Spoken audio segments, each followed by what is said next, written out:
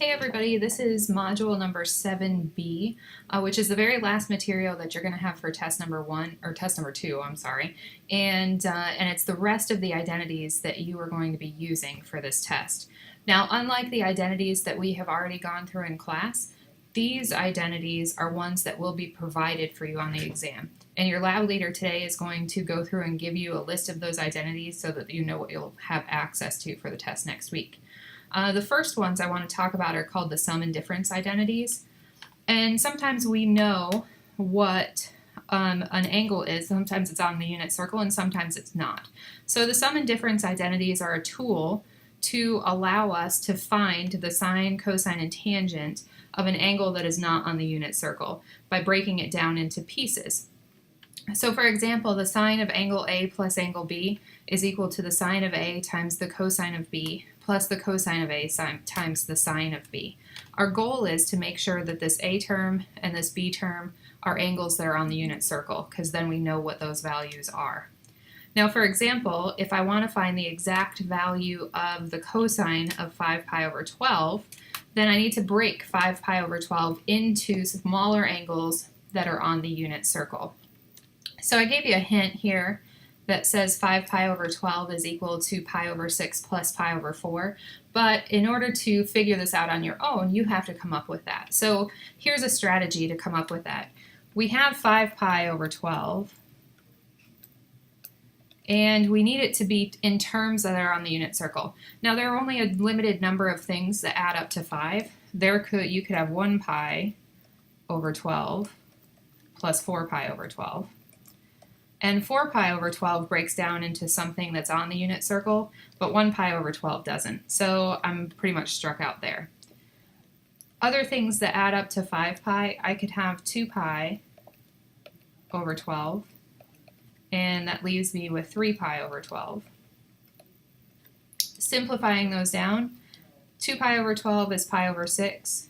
It's on the unit circle, so we're good. And 3 pi over 12 is pi over 4. Also on the unit circle, so we're good to go.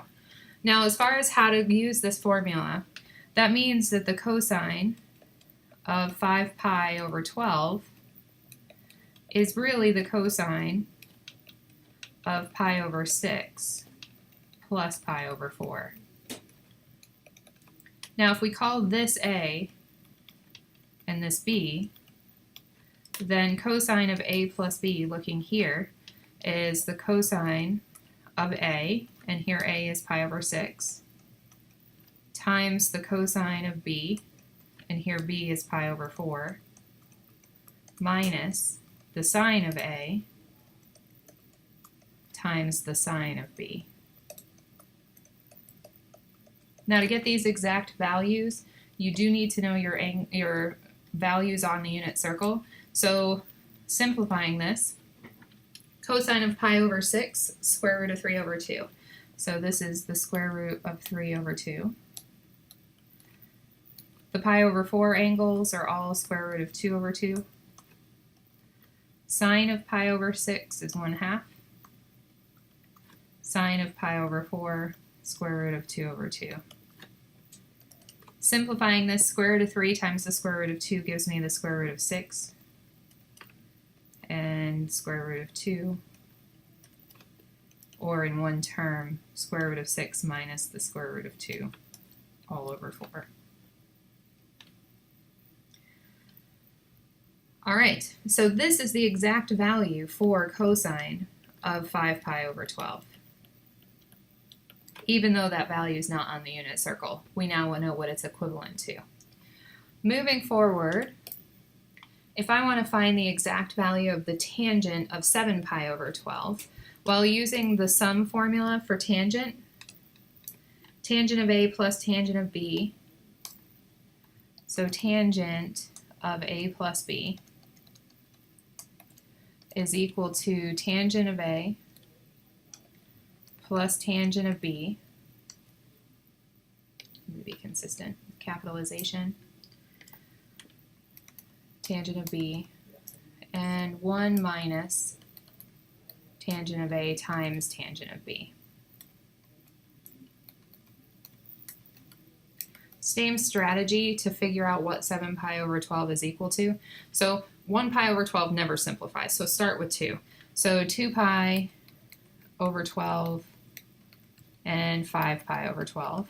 Well, even though we just did 5 pi over 12, I don't want to use it. It's messy, so here that one doesn't work. So 3 pi over 12 plus 4 pi over 12 gives us 7 pi over 12. And both of those simplify. So here pi over 4, pi over 3, and now I have tangent of pi over 4 plus pi over 3. Now the order of A and B don't matter. What does matter is that you keep them in the same order throughout. So this is the tangent of pi over 4 plus the tangent of pi over 3 and 1 minus tan of pi over 4 times the tangent of pi over 3. Simplifying, pi over 4 for tangent is 1. Tangent of pi over 3, square root of 3. If you don't have your unit circled down, you need it for the test. And 1 minus tangent of pi over 4 is 1, square root of 3 here as well. So I'm sitting at 1 plus the square root of 3 over 1 minus the square root of 3. I need to rationalize the denominator. So rationalizing the denominator, we multiply by the conjugate. So here I have 1 plus the square root of 3.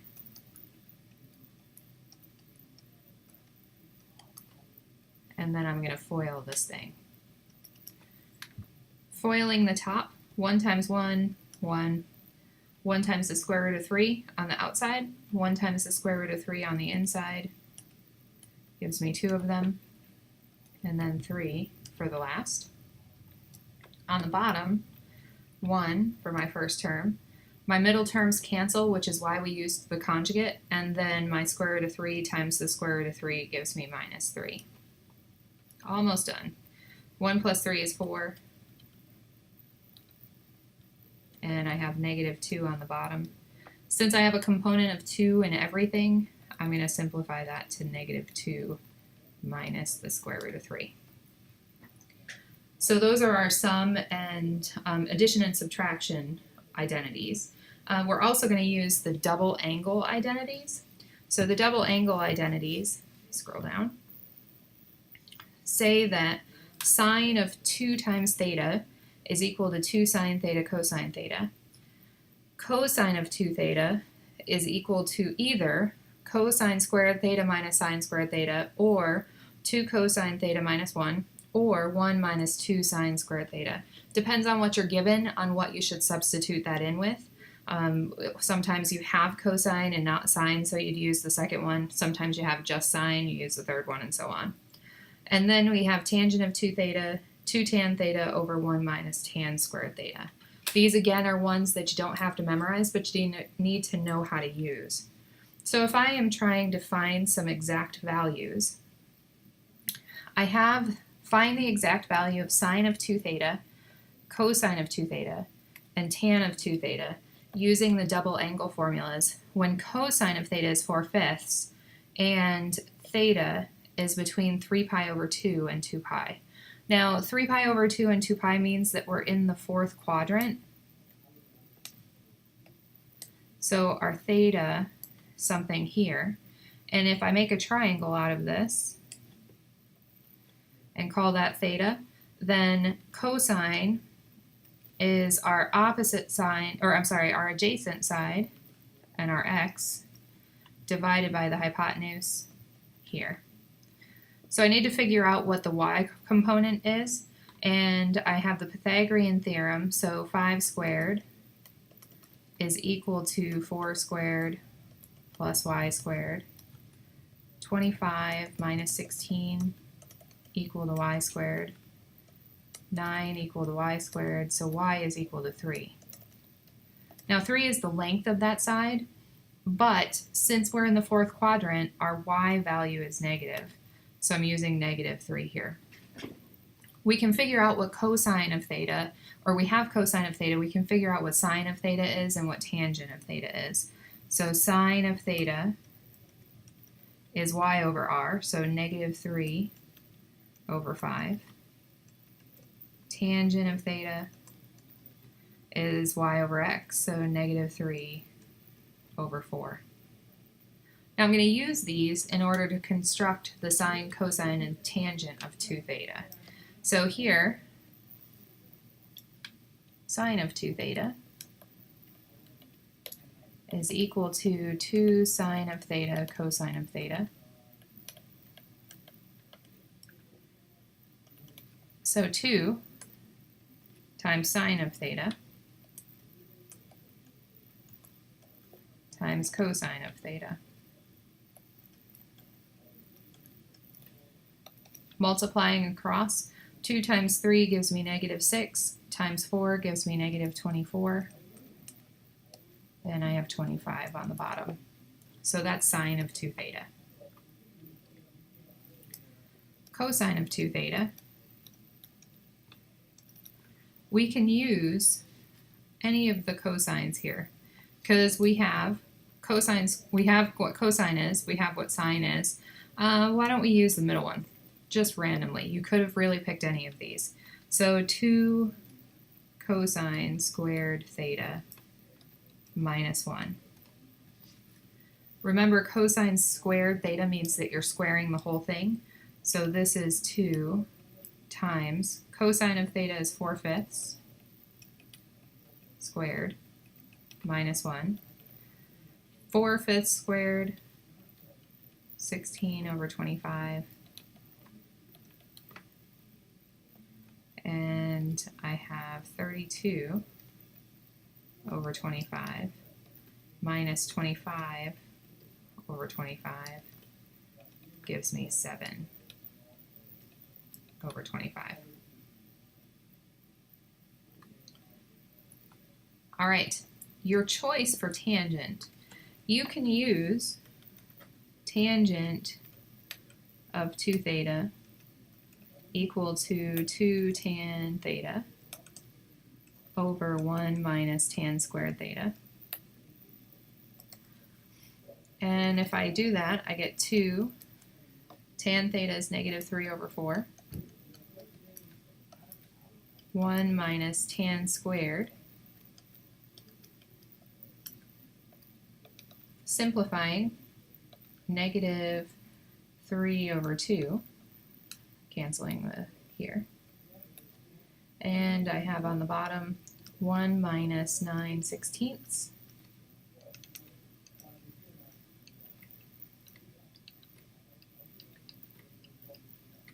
(16 over 16 minus 9 over 16 gives me 7 over 16, and negative 3/2 times 16 over 7 gives me negative 24 over 7.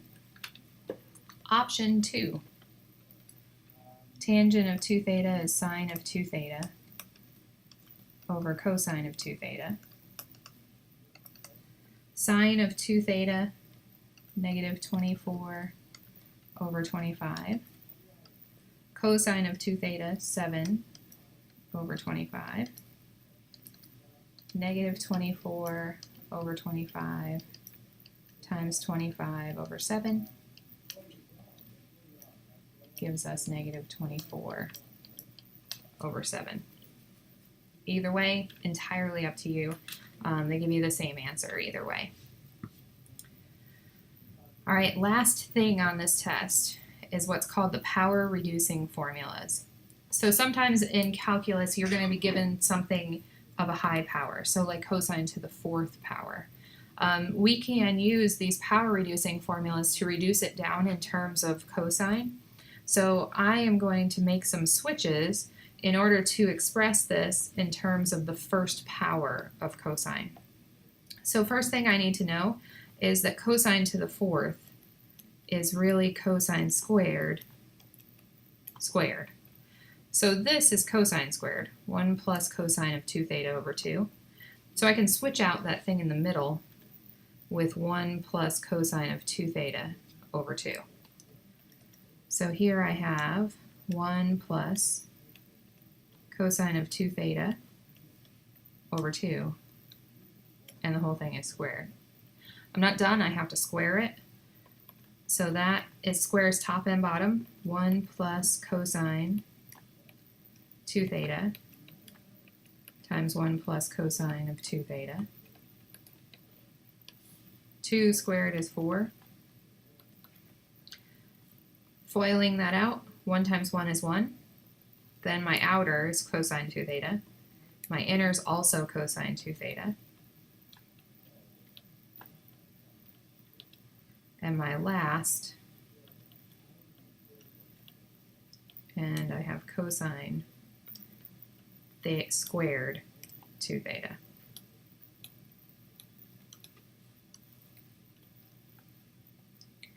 So this says rewrite in terms of the first power. I still have a squared component, so what I'm going to do is switch it out again. So I know that cosine squared theta is equal to 1 plus cosine 2 theta over 2. So changing that out again,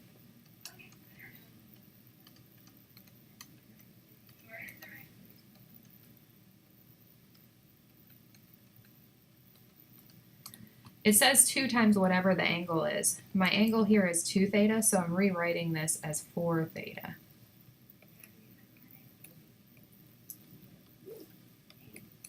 So now it's just about cleaning the thing up.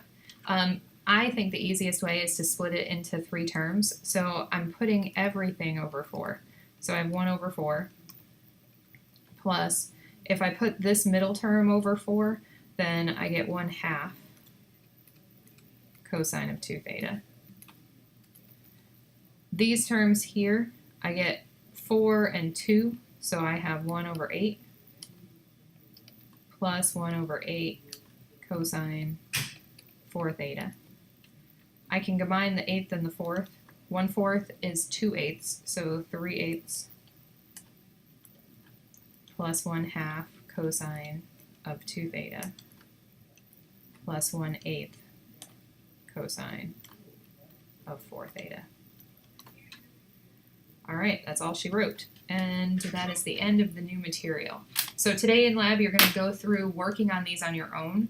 I expect you to struggle some. So this is it's supposed to be your learning experience. Ask your lab leaders for help if you need it. They will point you in the right direction. They won't solve it for you. So remember that if you have a squared cosine, sine, whatever squared, think Pythagorean identity. Otherwise, think in terms of sine and cosine. You cannot move things from one side of the equal sign to the other. All right, have a good day, and I will see you all again soon.